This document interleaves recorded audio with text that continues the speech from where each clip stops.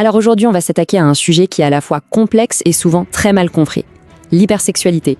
On va essayer de comprendre ensemble ce qui se passe quand le désir sexuel n'est plus une source de plaisir, mais qu'il se transforme en une addiction, une force totalement incontrôlable. Oui, c'est vraiment la question centrale. Que se passe-t-il quand le sexe devient une cage? Parce que pour certaines personnes, ce qui est normalement associé à l'intimité, à la connexion, devient une véritable prison. Une prison psychologique et émotionnelle. Bon, pour qu'on soit tous sur la même longueur d'onde, parlons du terme exact. Le terme clinique, c'est l'hypersexualité.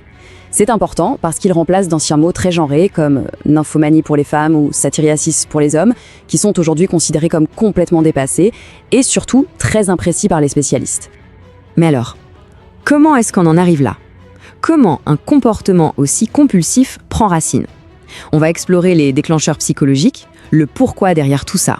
Souvent, tout commence par un traumatisme profond durant l'enfance. Prenez l'histoire de Jenny. C'est un exemple frappant qui montre comment un choc terrible peut être le point de départ de toute cette spirale. Et dans ce genre de situation, le comportement sexuel devient en quelque sorte un mécanisme d'adaptation, une sorte de bouclier. C'est une tentative, souvent inconsciente, de gérer une douleur qui est juste immense, de fuir une réalité devenue insupportable. Et attention, on pourrait croire que c'est un phénomène rare, mais pas du tout. Les estimations montrent qu'entre 3 et 6% de la population pourrait être concernée. C'est énorme. C'est un vrai problème de santé publique qui touche aussi bien les hommes que les femmes. D'accord, mais comment passe-t-on de ce mécanisme de défense à une véritable addiction? Pour le comprendre, il faut aller voir ce qui se passe directement dans notre cerveau, au niveau biologique.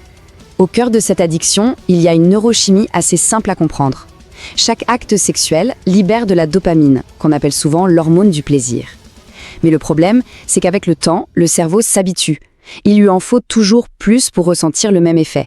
C'est le début de l'engrenage, de la dépendance. Ce qui est assez fou, c'est que l'addiction sexuelle et l'addiction aux drogues fonctionnent sur les mêmes circuits dans le cerveau. Pour lui, la quête de dopamine est la même, que la source soit le sexe ou une substance. Et le résultat, c'est le même, une escalade constante, inévitable. Et voilà la conséquence concrète de cette spirale de la dopamine. Le sexe n'est plus un simple désir, non. Ça devient un besoin vital, une nécessité juste pour fonctionner, pour soulager une tension qui est devenue insupportable. C'est exactement comme une cigarette pour un fumeur. Forcément, une addiction pareille finit par tout envahir. Elle démantèle une vie entière, pièce par pièce. On va voir maintenant quel est le coût humain, vraiment dévastateur, de cette condition.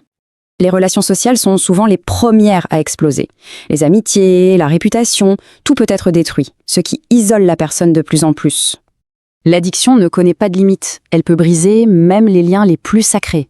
Les relations familiales les plus proches peuvent être sacrifiées à cause de la compulsion.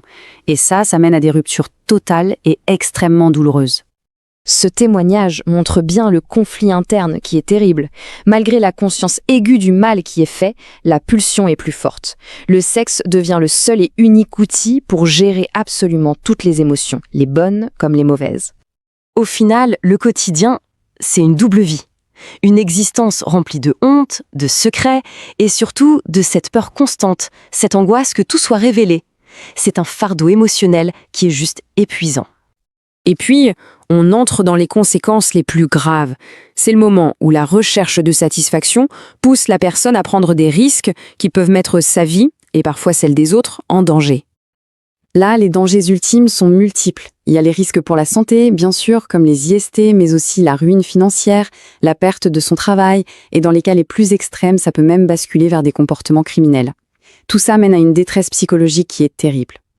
Ces chiffres sont alarmant. Une étude menée à Nantes a révélé que 40% des personnes qui consultent pour une addiction sexuelle avaient déjà fait une tentative de suicide. 40%. C'est une statistique qui nous montre l'immense souffrance qui se cache derrière ce trouble. Ce dernier témoignage capture vraiment l'abîme de désespoir que cette condition peut créer.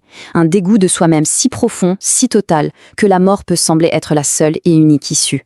C'est vraiment le point culminant de cette spirale destructrice. On se retrouve donc face à une question fondamentale.